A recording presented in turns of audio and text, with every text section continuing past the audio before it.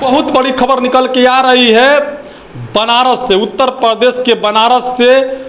वहां से अंबेडकर छात्रावास खाली कराया जा रहा है।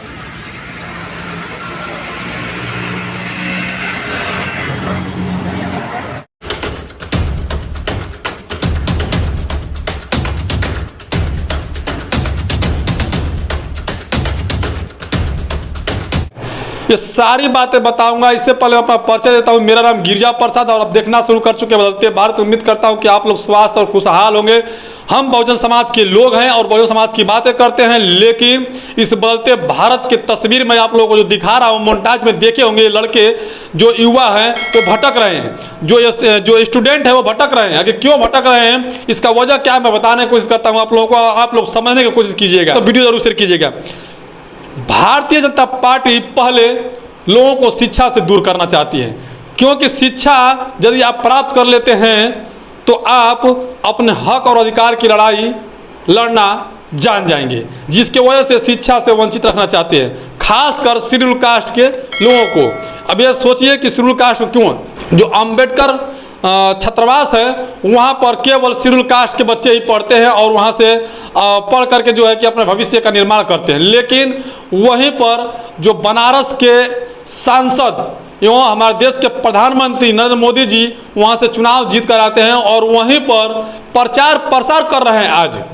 अब सोचिए, आज प्रचार प्रसार भी कर रहे हैं और वहीं पर अंबेडकर छात्रावास खाली कराया जा रहा है। बहुत ही एक तरफ से कहूँ तो जघन्य अपराध इसको कहा जाए, क्योंकि शिक्षा पर चोट कर रहे हैं। और शिक्षा पर चोट करने का मतलब कि सारे इस देश के जितने शेड्यूल कास्ट के लोग हैं जो अंबेडकर छात्रावास में पढ़ने वाले हैं, उनके साथ बिल्कुल अपंग बनाने की कोशिश की जा रही है। क्योंकि यदि ये पढ़ेंगे तो मैं पहले बोला कि पढ़ेंगे तो नौकरी मांगेंगे, रोजगार मांगेंगे और अपने हक और अधिकार की लड़ाई लड़ेंगे, और ना तो आप पढ़ पाएंगे और ना ही अपना हक और अधिकार की लड़ाई लड़ पाएंगे, जिसकी वजह से अंबेडकर छात्रावास खाली कराया जा रहा है। खासकर शेड्यूल कास्ट के बच्चे वहां से न पढ़ पाए, ना तो अपनी लड़ाई लड़ पाए।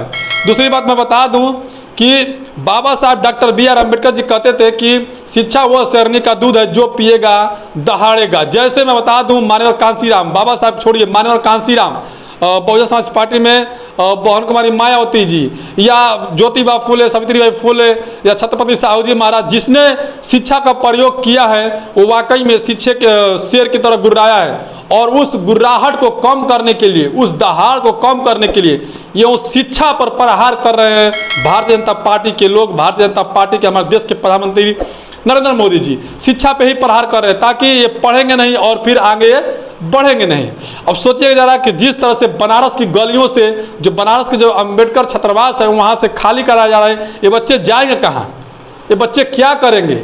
इनके पास ना तो रहने का ठिकाना है सही से और ना तो पढ़ने का ठिकाना है सही से।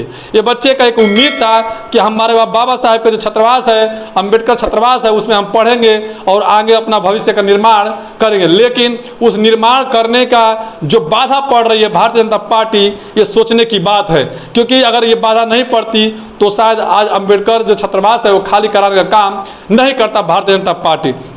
मजे की बात है कि आज वहीं पर प्रचार भी कर रहे हैं हमारे देश के प्रधानमंत्री नरेंद्र मोदी जी और भारतीय जनता पार्टी के चहेता नेता हमारे देश के प्रधानमंत्री नरेंद्र मोदी जी।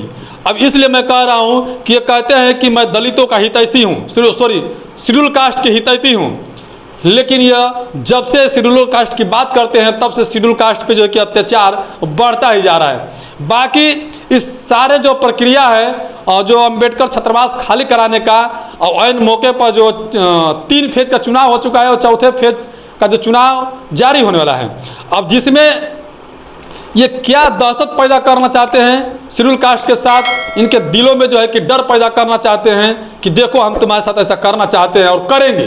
क्योंकि ये तो आरक्षण खत्म करने की कोशिश की, संविधान खत्म करने की बात कर रहे हैं, छात्रावास खाली करा रहे हैं। इसका मकसद यही है कि शेड्यूल कास्ट के जो युवा हैं उनके साथ या फिर शेड्यूल कास्ट के लोगों के साथ बहुत बड़ा अपराध करने वाले हैं हमारे देश के प्रधानमंत्री नरेंद्र मोदी जी।